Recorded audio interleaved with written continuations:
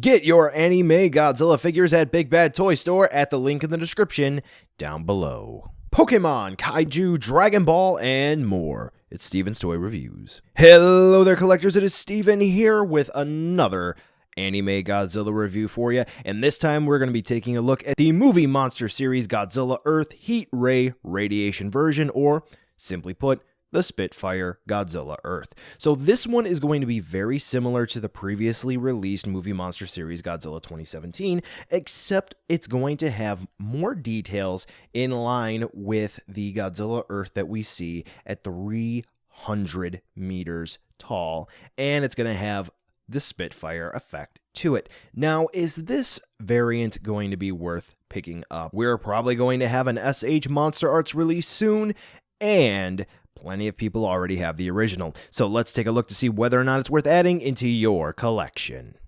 Essentially, for this Spitfire variant, what Bandai did is they took the main body and tail of the previously released Godzilla 2017 and resculpted the head, the arms, and the legs, so this way we can have a stance where Godzilla is shooting his whoop, firing off his beam, and I do have to say, overall, they did make a very effective looking figure here. Godzilla does look pretty intimidating with that open mouth, and we do have some metallic blue paint sprayed on the torso and on the thighs to recreate the light that is going to be coming off of Godzilla once he fires his beam.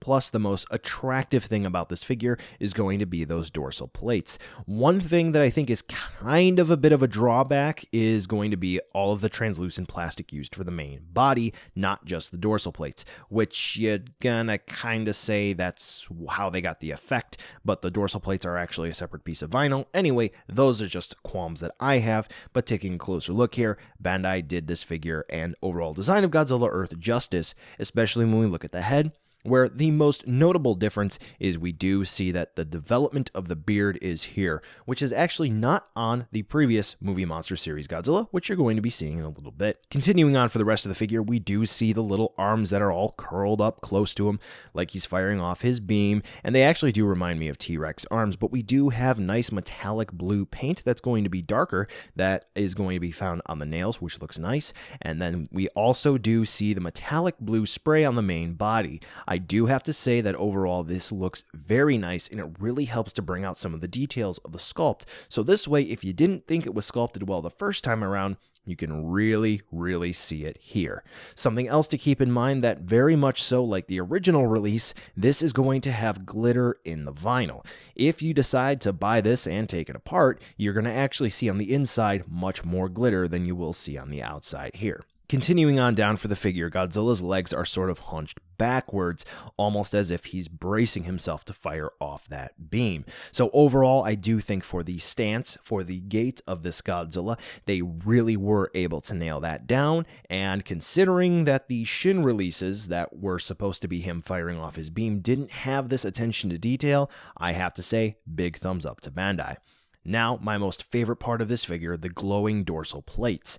Now, they are made of translucent plastic. We'll take a look at that in a second, but just because it's made of translucent plastic, that doesn't mean we lose the detail of the dorsal plates. And I think this is something that's very difficult to really execute in a figure. There are some variants, paint variants, different plastic variants that I've seen over the years where we do kind of lose some of the detail, but that is not the case here.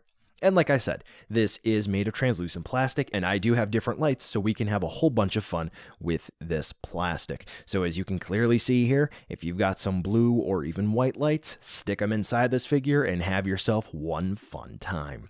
Now, to wrap up this section, we're going to take a look at the tail, which is basically going to continue that nice metallic blue paint found on the dorsal plates all throughout until just about the area of the tip. So overall, if you're looking for a nice rendition of Godzilla Earth, this one is definitely going to be one to consider.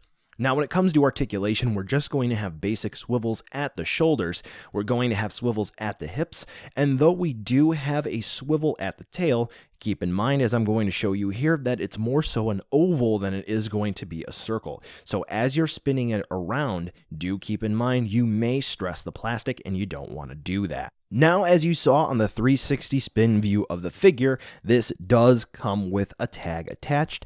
I tend to pop mine off in a safe way, so if you're interested in learning about that, check out that card. Now, anyway, the tag is the movie poster for the newest movie, which is going to be Godzilla, City on the Edge of Battle, or one of the other millions of translations someone is sure to post in the comments down below.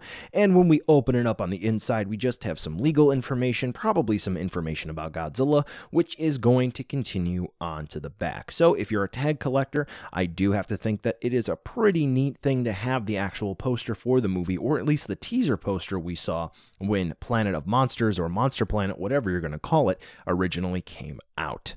Now, one of the final parts of this review, we are going to do a size comparison with some other figures you might have, and considering this is just a little bit smaller than the previously released movie monster series Godzilla, you have a good idea of about how big this one is. Keep in mind it has a very large shelf footprint thanks to that tail.